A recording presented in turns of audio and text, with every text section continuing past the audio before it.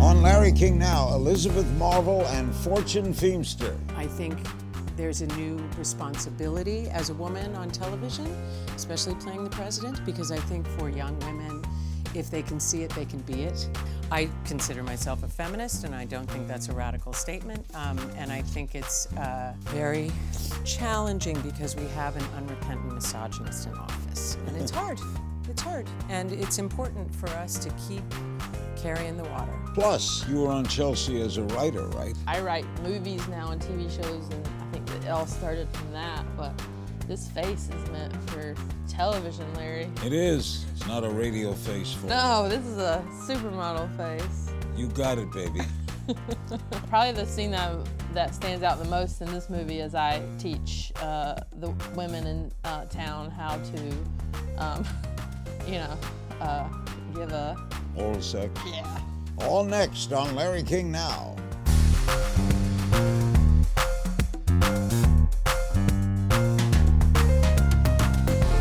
Welcome to Larry King Now. Today's special guest is the acclaimed actor Elizabeth Marvel, known for her extensive body of work, including films like True Grit, Lincoln, and Burn After Reading. We've also seen her on the small screen in House of Cards, Fargo, and The District. And for the last 2 years, she has starred as President Elizabeth Keene on Showtime's Emmy-winning CIA drama, Homeland. You've played women in power before. How do you approach Homeland where you're really in power? It's a fantastic experience playing the President of the United States, especially at this moment. It's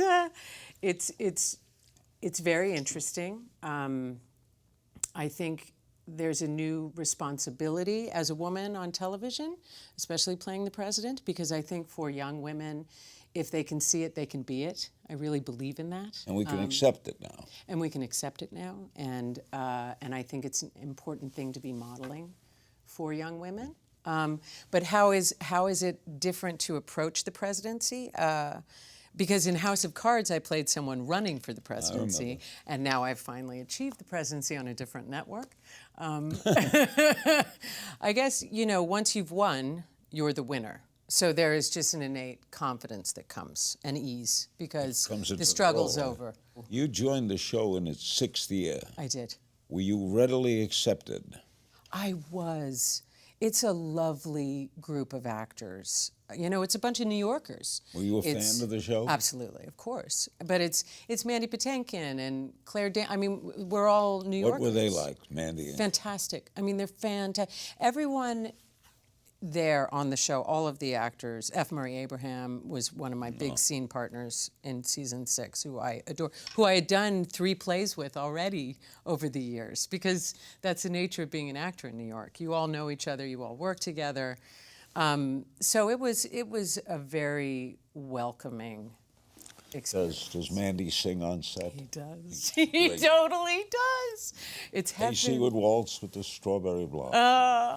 Lovely. Yeah, you can make requests. You said of playing a woman in power right now, it's a fascinating exercise. Young women seeing women on TV as leaders, it's a good thing. You're very outspoken politically, too. I am. Did you not protest? I do, on a regular basis. You stood in front of Trump Tower, right? I have, on many occasions, yes, I have. It's challenging. I consider myself a feminist, and I don't think that's a radical statement. And I think it's very challenging because we have an unrepentant misogynist in office. And it's hard. It's hard. And it's important for us to keep carrying the water, to keep working. Do you think Hillary's loss, even though she got more popular votes, hurt the movement? That's right. She didn't lose. Hurt the movement or helped? I don't know if either statement is true. I don't think it hurt the women's movement. I don't think, it is what it is. We're in a moment of paradigm shifting. And right now, we're in a moment of just having to dig deep for humanity and find our common ground as humans and make a solemn pledge to each other that instead of scorching the earth between us, we will try every day to find common ground. And that goes beyond gender. And it's not going to be easy. Do you get a solid sense of how Washington works playing this role? Do you know, it's interesting, as I'm sure you know far better than I, people in Washington, certainly politicians, love celebrity. And they are enamored by television and film. So they're very excited to talk with those of us who work in television and film. Right. So because of the nature of the shows I'm on, I have gotten sort of I wouldn't say an all-access pass, but I've certainly gotten an entree into a world that I hadn't had before.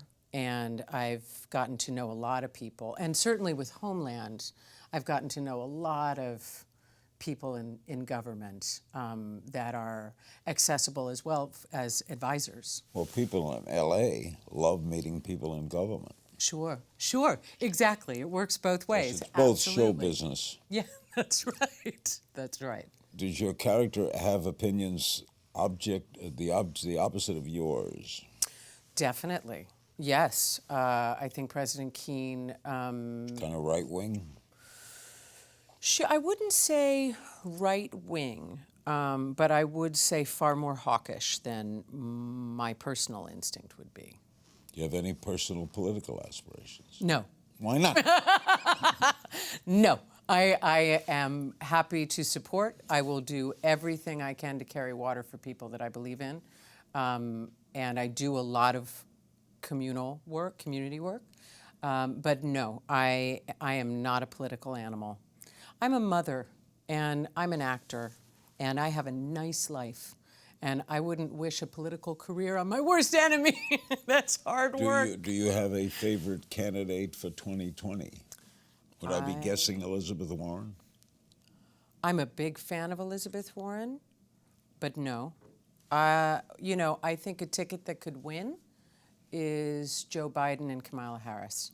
I think that's a ticket that could win. In our final moments, we'll put Homeland star Elizabeth Marvel in the If You Only Knew hot seat. Stay with us on this edition of Larry King Now. Back with Elizabeth Marvel, great actor, and she stars now, one of the stars, of Homeland. What do you look for in a script? I just take it and see what I can make with it. So I guess I look for enough meat on the bone to make something. Ever turn anything down? Sure, Yeah. of course. Ever regret turning anything down? No. You've remained successful in a fickle business. It's just talent, or they all love you? You know, part of it, I think I have the good fortune of being a character actor. So I didn't have a sell-by date on me. I didn't have to worry about leaving my 20s. Are you always seeing scripts? Yeah, That's pretty good. yeah. You newly announced you're going to be in All the Little Things We Kill. Yes. What is that? It's a really interesting film that deals with guns. It's about guns and guns in America. And I play a teacher, a very beloved teacher, favorite history teacher, whose child was killed in Sandy Hook. And this is many years later. And I don't want to divulge too much about it, but I think it's a film that is useful to the conversation we're having as a country right now about guns. When can we see it?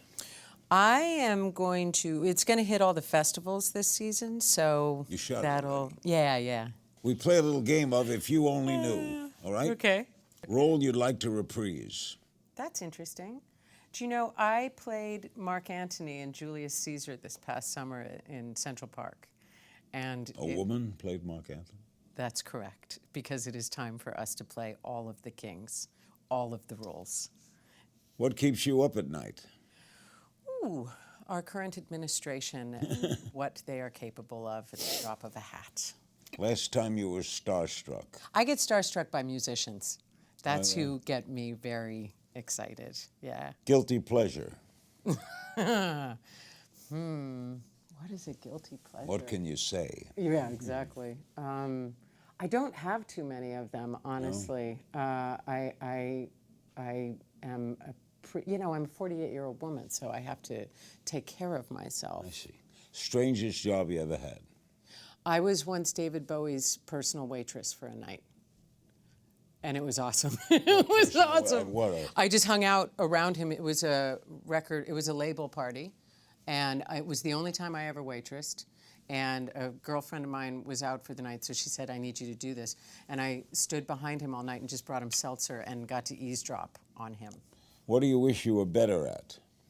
Math. Who would you trade places with for a day?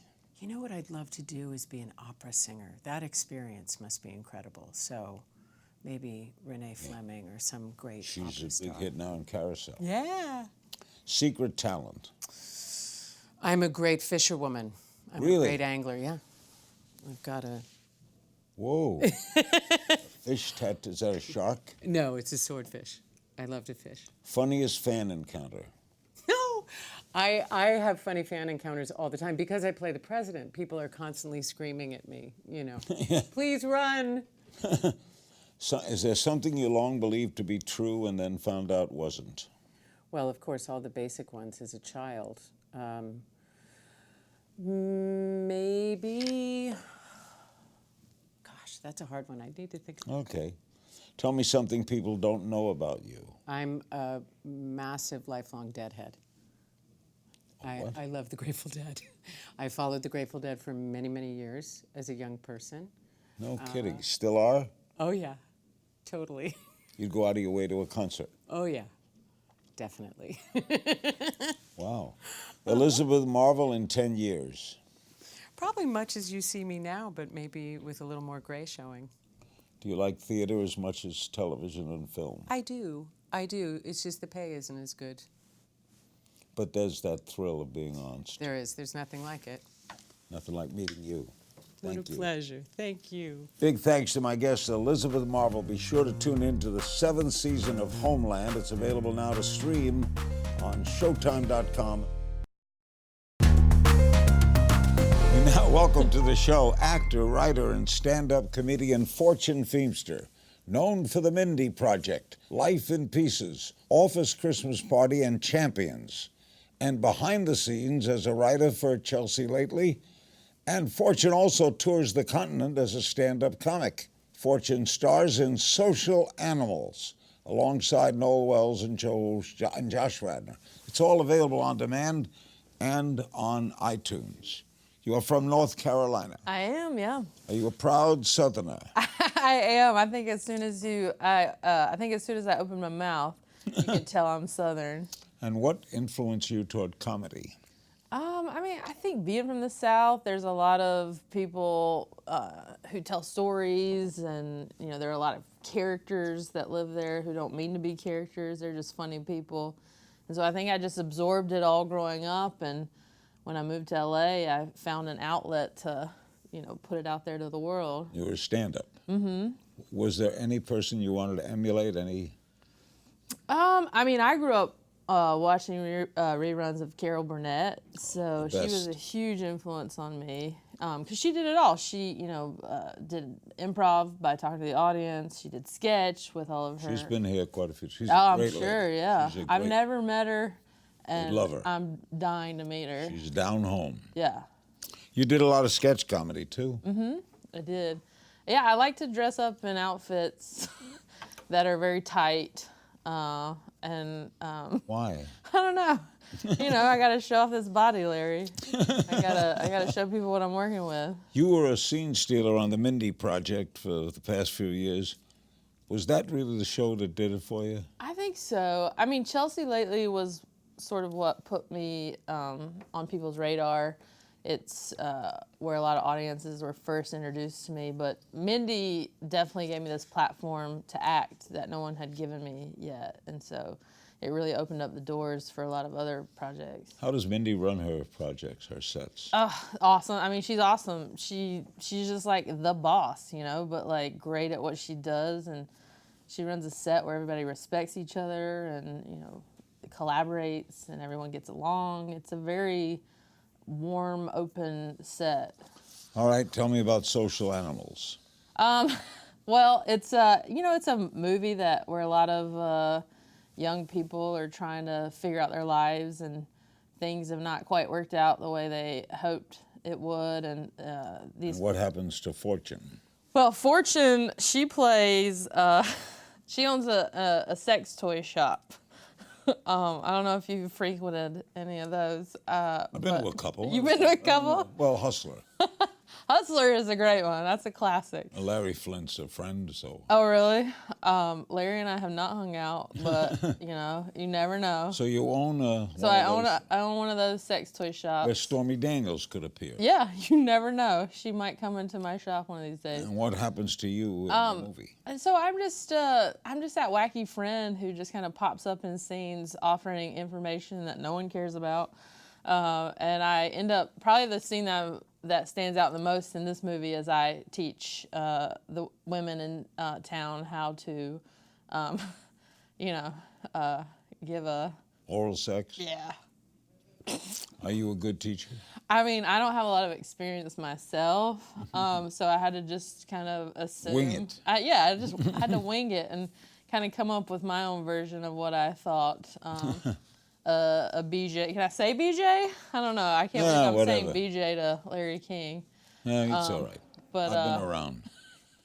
Before we go to break, I got to ask you about Roseanne. Okay. What do you make of it? I mean, it's a tough situation. I hate it. I hate that she tweeted that. I don't know, if that's the kind of ideals that she has. Obviously, it's a much bigger issue. As a person who is the creator, star of a television show, she has a responsibility with this platform. I know her forever. Yeah? Forever, and she's been on my show many times. I've been on. She used to have her own talk show. Yeah. I was on that show. This Roseanne, I'm shocked at. I knew she Really? was conservative, but Yeah. I didn't know. I mean, Why? What point did she make? No point. I mean, the whole thing was completely unnecessary. I don't know why she did what she did. I mean, like I said, she has a responsibility to represent her show at ABC, and I'm not sure what she was thinking. Boy, they sure acted quickly. Well, I think part of it too, though, is that a lot of issues had been coming up the whole season. And it wasn't like it just kind of, one thing happened and that was it. I think. But Trump said the ratings were great. The ratings were great, and I think, as a company, you have to decide, like, Well, are the ratings more important, or is this bigger issue at hand? Well, her agency dropped her too, ICM. Yeah. Our guest is comedian and actor Fortune Feimster. I love that name. Coming up on with Fortune, we'll talk about her playing Sarah Huckabee Sanders and her ice cream dance parties. What? And you'll see her in Social Animals, and we'll be right back. We'll be back with Fortune Feimster. She's off on a great career. She stars in Social Animals. You talk about sexuality in your act. Mm-hmm. Did it take you a while to get comfortable with that? I mean, You're in the LGBT. Yes, I'm not a man, though I like to tell people I'm a woman. I get called sir a lot. I think it's because of my broad shoulders. But I'm a woman, so I am a lesbian. I came out fairly later in life. I didn't come out till I was 25, and I think maybe growing up in the South and not having a lot of exposure to out gay people influenced that in a way. And so. How'd your parents handle it? My parents were great. I'm very lucky that my mom, I think at first for parents, it's more of just sort of letting go of their vision of what they thought your life was going to look like. So I think once she let go of that, she became very active in the gay community. Really? Yeah, she's now like president of the PFLAG in my hometown. It's an organization that's for the parents and friends of gay people. Were you surprised at the response you got? I was. You think you should have come out sooner? I mean, I would have gone on a lot more dates, that's for sure. I would have had a lot more fun in my early 20s. What did Stockard Channing have to do? Well, I hate to admit this, but I didn't come to terms with being gay, like realize it to myself, say it out loud until I watched a Lifetime movie. as one does. I watched a Lifetime movie, and this young girl on this movie realized she was gay. Stockard Channing played her mom, and at first her mom was like, boo. And then by the end of the movie, her mom was like, yay. That was basically the movie. And I said for the first time out loud that I'm gay. I don't know what it was about that movie that made me say that, but Do you ever tell her that she influenced you? I've never met her, so I haven't had a chance. North Carolina is not exactly a friendly LGBTQ state, is it?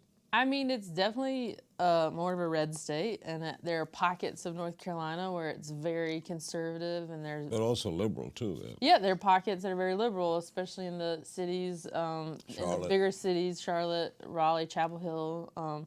College town. Yeah, college towns, and so there are areas where they're very much anti-gay, but I'm very lucky that I come from a small town where... What town do you come from? I'm from Belmont. It's right outside of Charlotte.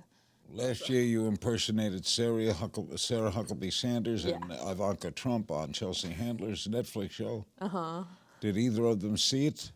I know that Sarah's dad, Mike, saw it. He did not love it.